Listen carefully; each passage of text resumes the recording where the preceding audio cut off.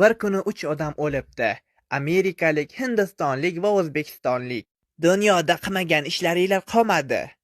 Lekin men sizlarga shans beraman. Qo'liga qamchini olib gapirdi. O'zinglarni himoya qilish uchun bitta narsa tanlanglar va men 3 qamchidan uraman. Agar chidab bera olsanglar, jannatga kirasizlar. Amerikalik birinchidan o'zini sinab ko'rdi. Xo'sh, nima bilan himoyalanasan? Oldidagi granit toshni dast ko'tardi-da, u bilan himoyalandi. Va birinchi qamchidayoq tosh sinib ketdi.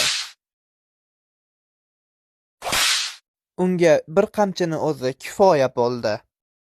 Navbat hindistonlik cholga keldi. Xo'sh, boboy, nima bilan himoyalanasan?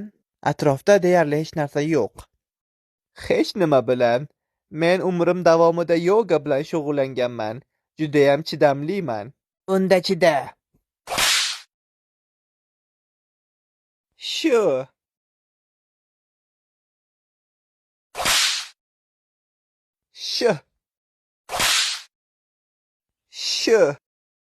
Hindistonlik chidab berdi va sinovdan o'tdi. Sen 3 qamchinga chidab berding. Endi sen jannatga o'tishing mumkin. Hindistonlik sal ichi qora edi. Yo'q, men hali shoshmayapman. Maylimi, ana o'zbekni kaltak yeyishini tomosha qilsam, judayam qiziqyapman. Mayli. Xo'sh, birodari aziz, nima bilan himoyalanasan? Men ana boboy bilan himoyalanaman.